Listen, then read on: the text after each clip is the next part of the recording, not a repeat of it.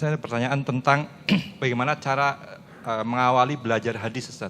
Apakah dengan pelajari matan terlebih dahulu, ataukah matan dan syarahnya, atau sebagian mempelajari mustalah kemudian langsung mentakhrij hadis, atau bagaimana, Ustaz? Terima kasih.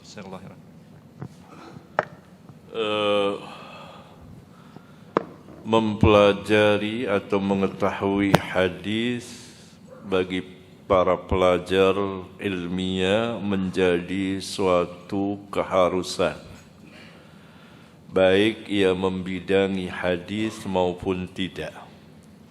Yang tidak membidangi hadis tentu suatu keharusan dia mengetahui hadis, dalam arti bukan ilmunya, mengetahui sunnah, membaca kitab-kitab hadis, khususnya yang telah jadi dan disusun oleh para ulama, agar tidak terlalu berat baginya yang bukan bidangnya. Misalnya ia ingin mengetahui hadis-hadis secara umum, khususnya mengenai targhib, tarhib, fadail, maka kitab terbaik adalah kitab Riyadhus Shalihin yang memuat hampir 2000 hadis dan umumnya sah, dan yang terbanyak sahih dari hasan. Sebagian dhaif tapi ringan. Saya mentakhrij dulu, sudah lama sekali, kira-kira ada 60-an, tapi itu takhrij saya dulu, yang dinyatakan oleh ulama terdapat kelemahan, tapi ringan. Dan itu hanya berapa persen, kurang dari 1900 hadis sekian atau 1800 hadis sekian. Nah, ini kitab kalau dibaca oleh para pelajar ilmiah, bahkan dibaca oleh orang-orang awam, sangat bagus sekali, dan pengetahuannya tentang hadis, tentang sunnah. Nah, itu saya katakan setiap pelajar, bahkan para ulama yang tidak membidangi hadis, itu satu keharusan mengetahui hadis, karena hadis itu sunnah. Dan dalil dalam syariat kita, aslud dalil, alkitab dan sunnah. Dan sunnah sebagai pentafsir. Jika para pelajar ingin mengetahui dan menjadi satu keharusan hadis-hadis tentang ahkam, banyak sekali. Yang sangat terkenal adalah Umdatul Ahkam oleh Imam Abdul Ghani bin Abdul Wahid Al-Maqdisi. Khusus hadis-hadis yang muttafaqun alaih, atau salah satunya.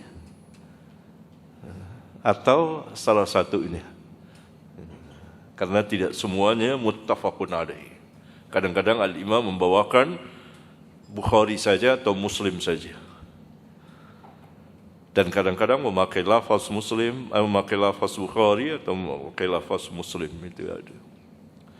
Itu khusus ahkam. Ada berapa ratus hadis dan sangat berharga sekali. Atau yang lebih besar seperti Al-Muharrar oleh Imam Ibn Abdul Hadi. Atau yang lebih besar dari itu Al-Muntaqa fi Akhbaril Mustafa, 5,000 hadis oleh Majiduddin Ibn Taimiyah. Ibn Taimiyah kakek, yang Ibn Taimiyah kakek, bukan cucu, yang cucu Syekhul Islam.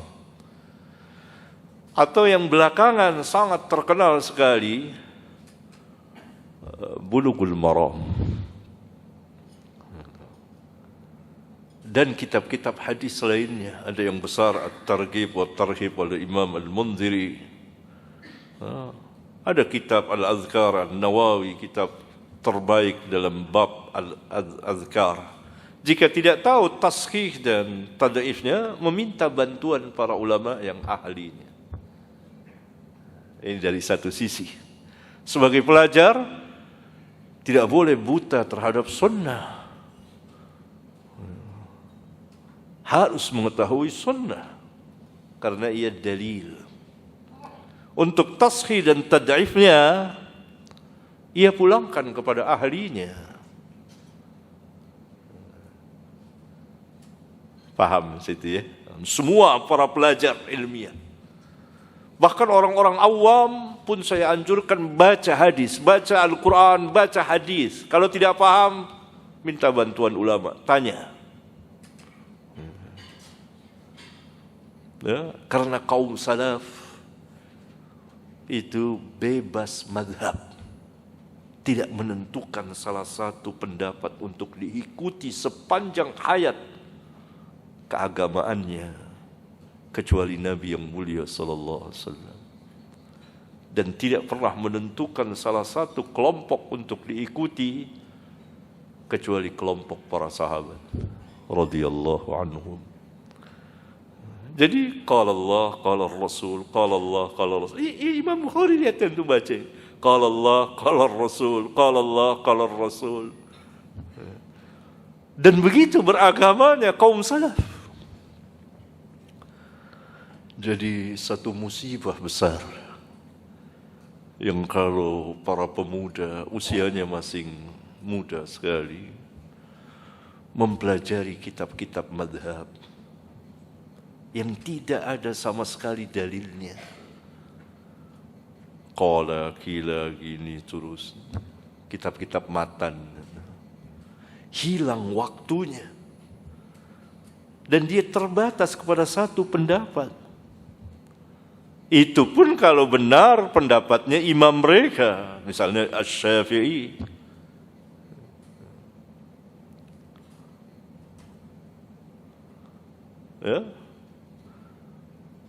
Ya, bagus kalau mereka membaca langsung atau langsung Al-Muwatta, pendapat-pendapat Al-Imam Malik, atau Al-Mughni oleh Imam Ibnu Qudamah, dan lain-lain, atau Al-Muhalla Ibnu Hazm, apalagi kita yang berdalil. Ini kitab-kitab matan pelajari. Sekarang berkembang itu. Dan mengatasnamakan dakwah salaf, dakwah sunnah. Sebenarnya tidak. Karena tampak bagi saya asabiyah madhabiyah.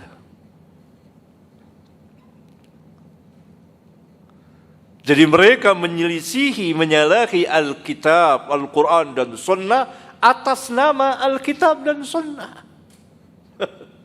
Menyelisihi Al-Quran dan Sunnah atas nama Alkitab dan Sunnah. Apa maksudnya? Mereka mengatasnamakan As-Sunnah. Kami Sunnah, kami Ahlus Sunnah, kami Salafi, Salafiyun. Tidak, Salafiyun tidak seperti itu. Mereka mengikuti kaum salaf. Itu ya, itu pertanyaan. Sisi lain yang ditanyakan oleh Ahmad, para pelajar yang membidangi hadis, iya kan? Itu. Ini tentu berbeda. Pertama, ia harus menguasai ilmu riwayat. Ilmu riwayat adalah ilmu matan hadis dengan sanadnya. Sehingga perbendaharaan ilmiah dia tentang riwayat hadis itu mencukupi, cukup atau banyak atau kurang lebih. Ia memerlukan membaca kitab-kitab hadis, khususnya Bukhari dan Muslim. Yang di situ tentu ada sanadnya.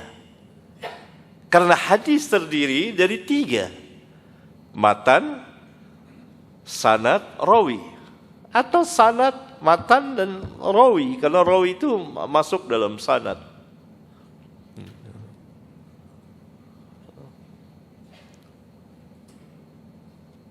Sehingga apa? Ia terbiasa dengan matan dan ia terbiasa dengan rawi. Pertama. Yang kedua, atau berbarengan dengan itu, ia baru mempelajari apa yang dikenal oleh ulama usulul hadis atau mustalahul hadis.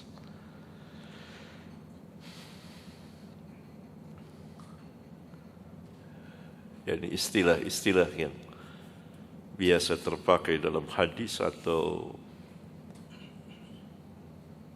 pembicaraan tentang qawaid, kaidah-kaidah yang ada di dalam ilmu hadis atau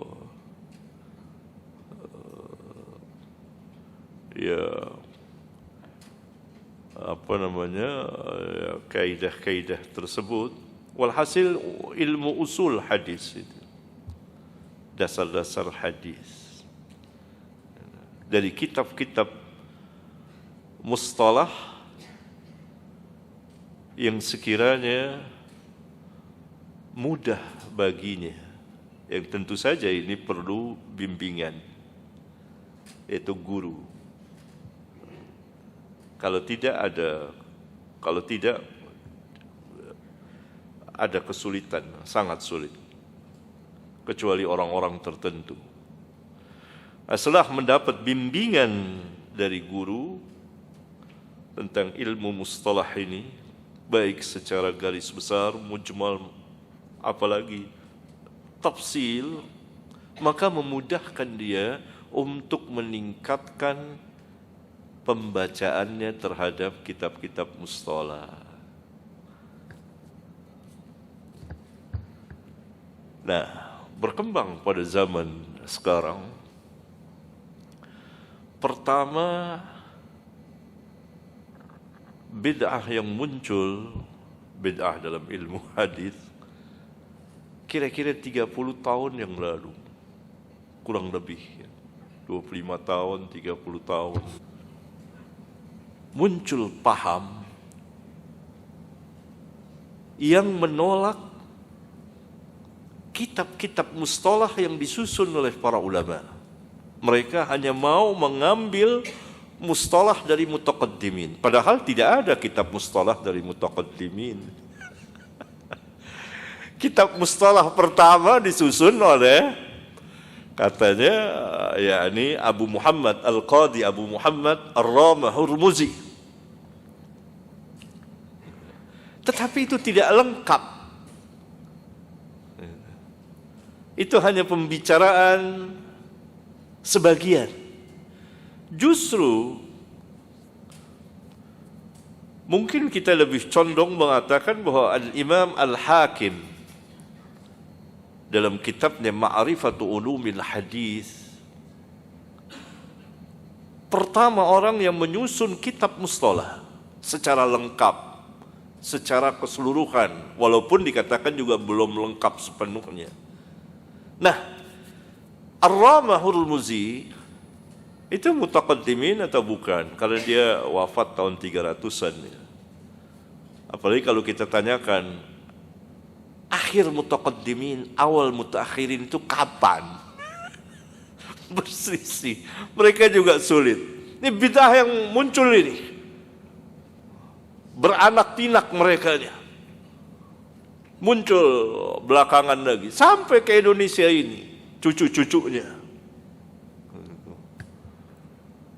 Kerjaannya setiap hari melemahkan hadis-hadis yang justru hadis itu sahih, hanya dengan sebagian syubhat.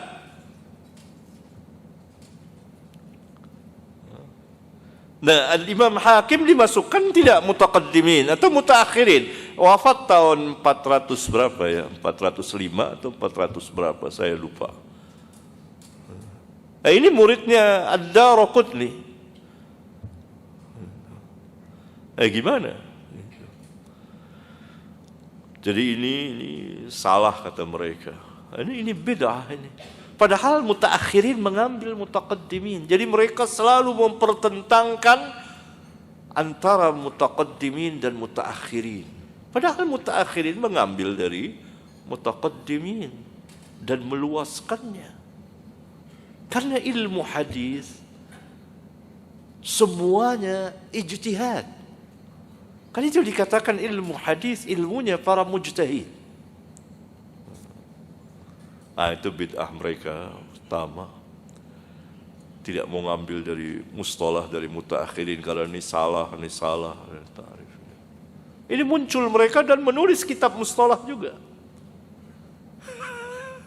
Kalau kita tanya, antum tahu mustalah ini dari mana bacaannya? Kalau jujur mereka katakan ya dari Al-Khatib Al-Baghdadi, dari Al-Hafidh Ibnu Hajar, dari mustalahnya Ibnu Salah.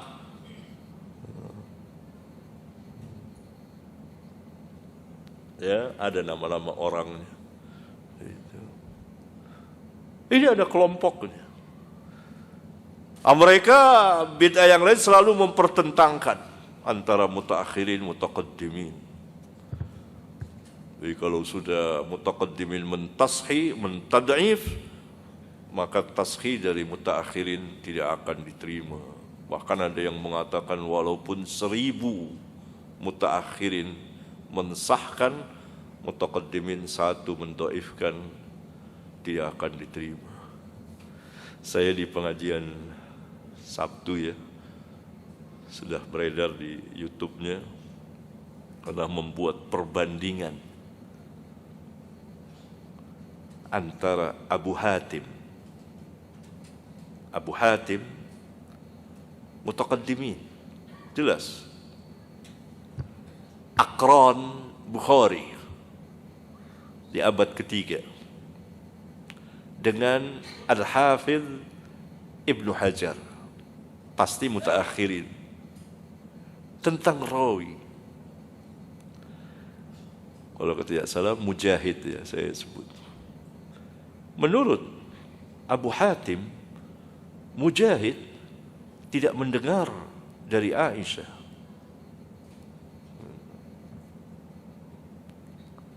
Dibantah oleh Al-Hafidh. Itu ada riwayatnya, Mujahid an qalat Aisyah, gitu ya. Memungkinkan terputus sanadnya.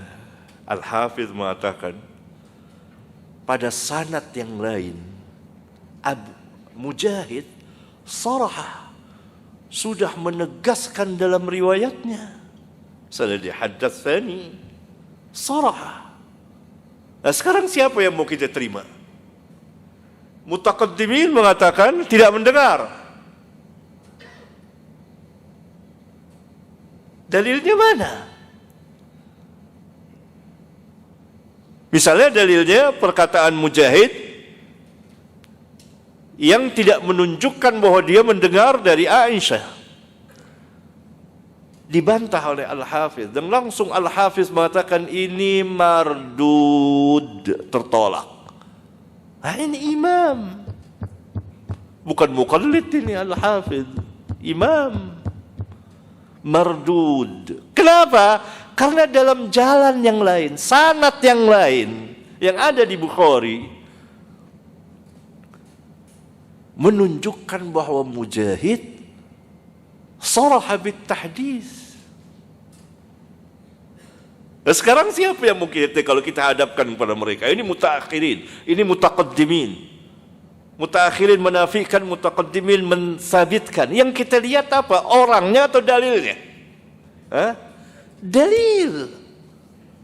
Berarti dalilnya Al-Hafidh. Antum bisa dengarkan itu ketika membahas Kitabul Haid. Ya, saya ada bahas Kitabul Haid, kemudian dimasukkan ke YouTube di channel saya, Maktabah Muawiyah bin Abi Sufyan, keberapa itu ya.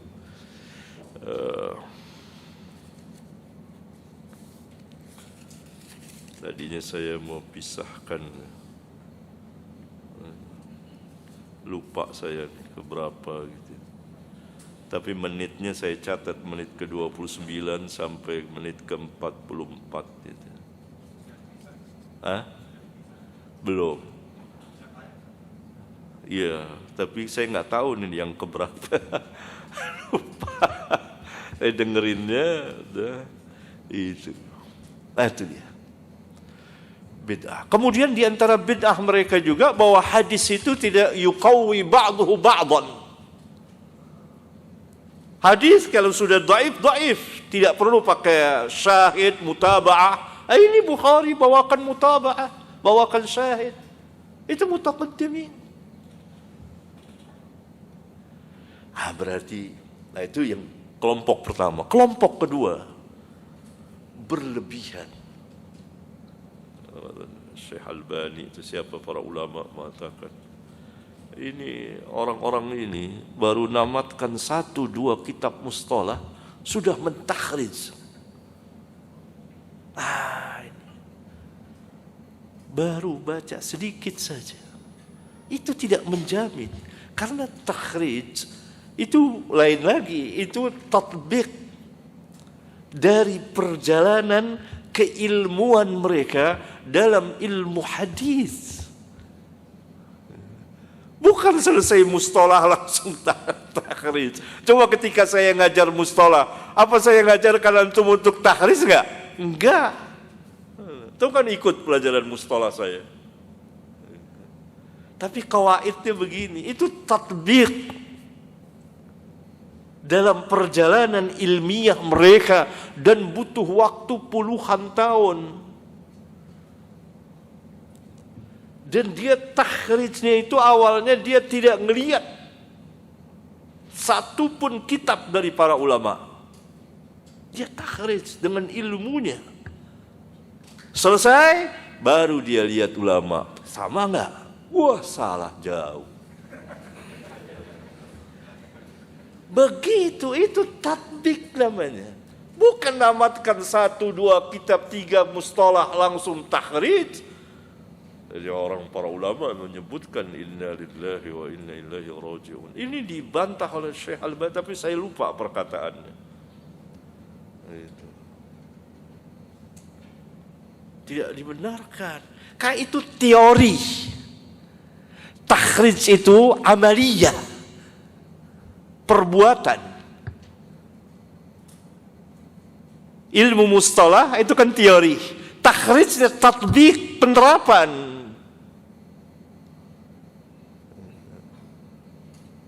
Bukan tamat 1, S1, S2, S3. Lalu takhrij. Nyata dalam takhrij mereka banyak kesalahan.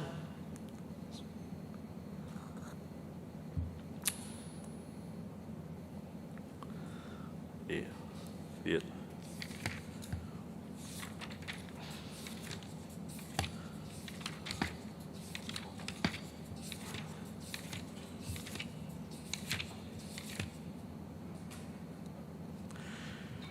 Di hadis nomor 7372 yang kita bahas, di situ ada rawi namanya Al-Fadl Ibn Al-Ala. Lihat, kalau orang tidak panjang perjalanan ilmiah hadisiyahnya, dia akan bingung melihat perkataan para ulama tentang Al-Fadl, yakni hadis bab pertama. Hadis nomor 7372. Al-Fadl Ibn Al-Ala. Al-Hafiz menjelaskan, wal Fadl Ibn Al-Ala yukna Abul Ala wa yuqal Abul Abbas wa huwa Kufiyun nazal al-Basrah wathaqahu Ali ibn al-Madini. وقال أبو حاتم الرازي شيخ يكتب حديثه وقال النسائي ليس به بأس وقال الدارقطني كثير الوهم. Wah, yang mana nih? Kalau tidak ada tatbik amaliyahnya itu mengikuti sinaatul hadisiyah, dia akan bingung. Akhirnya dia pilih milih aja yang Daraqutni lah. Kasirul dhaif dah. Itu yang terjadi sekarang. dia tidak tahu bagaimana menelitinya. Ini kan ada berapa nih? Ibnul Madini, Abu Hatim, Nasai, Ad-Daraqutni. Ad-Daraqutni kalau kasirul waham, dhaif. Berarti hadis ini bisa dhaif. Dari salah satu jalannya ya, satu jalan ini. Ya. Karena dhaif dalam salah satu jalan tidak berarti dhaif pada yang lain. Kalau melihat An-Nasai, ya hasan hadisnya. Dia tidak sampai ke thiqah. Kalau lihat Ali bin Madini, thiqah. Kalau lihat Abu Hatim juga hasan tapi di bawahnya lagi. Yang mana? Bagaimana dia menentukannya? Dengan cara apa dia menentukan salah satunya? Itulah saya katakan tadi, takhrij itu adalah perbuatan amaliyah, tatbiknya. Perjalanan kehidupan seorang hadisiyah yang mengikuti silaatul hadisiyah dalam perjalanan panjang.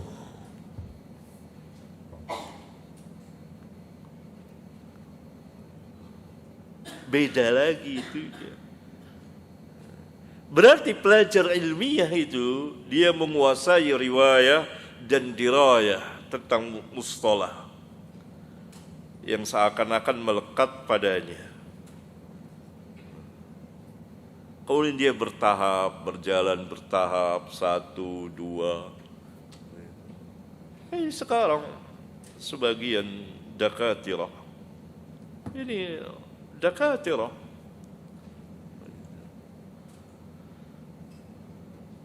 Berapa lama, ini yang berbahaya. Usianya berapa lama di hadis? Masih balita. Usia baru 4 tahun, 5 tahun. Bukan usia umur dia ya. Usia ilmu. Berapa usia antum di ilmu ini? Berapa tahun? Hadis yang kita bicarakan, tanya sama Ahmad, hadis. Baru berapa tahun di hadis? Sudah mengkritik Al-Hafidh Ibnu Hajar di kitabnya Takrib. Kitab yang amat menakjubkan, tidak sanggup dikarang oleh seseorang yang bukan ahlinya. Berbahaya memasukinya.